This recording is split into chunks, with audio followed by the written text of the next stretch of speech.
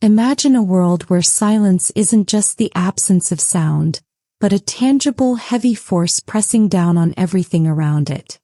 You're walking through a busy street, traffic roaring, voices rising and falling, the hum of life filling the air.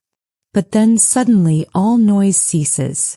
Horns stop, footsteps freeze, conversations die out. A hush sweeps through the city, and in that instant, silence falls like a lead curtain. Windows shudder, walls groan, and concrete begins to crack under the sheer weight of nothingness.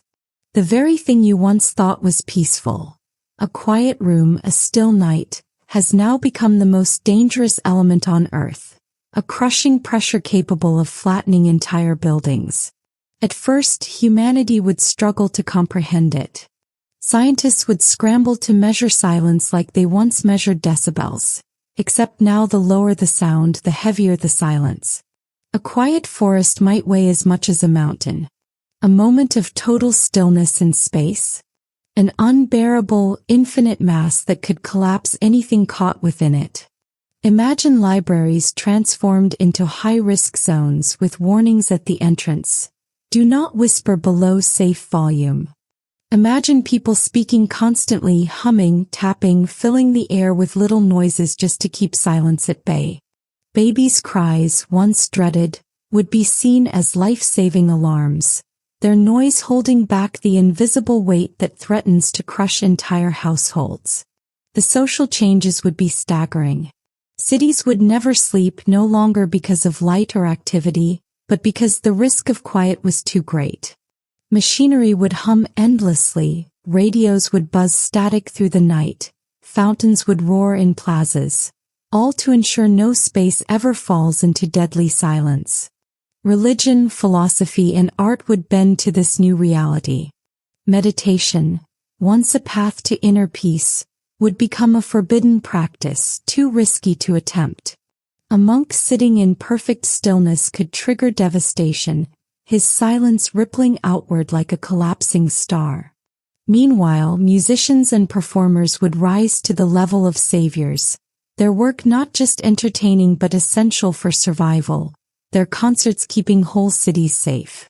Now imagine what happens in times of grief. A funeral, once marked by solemn silence, would now be an act of mass destruction. Mourning would require noise, drums pounding, voices chanting, to hold back the crushing weight of respect and loss. Even the idea of a moment of silence would become impossible, outlawed by governments terrified of the catastrophe it could unleash. Political leaders would instead call for moments of sound, cities erupting in clapping and shouting as a way to honor the dead. The entire structure of human expression would invert, silence transforming from sacred to lethal. But what if silence couldn't be avoided? Imagine a remote valley where sound dies unnaturally fast, a place where silence accumulates like snow. Travelers enter, their footsteps echoing briefly before being swallowed whole, and then, nothing. The silence grows denser, heavier, pressing down until trees splinter, rocks collapse, and the ground itself caves in. Scientists would call these regions quiet zones, dangerous pockets where the weight of silence builds to catastrophic levels. Some would study them, others would worship them, claiming that silence is the raw form of the universe itself, gravity, time, and death woven into one force. And then comes the final terrifying thought. What if silence is infinite?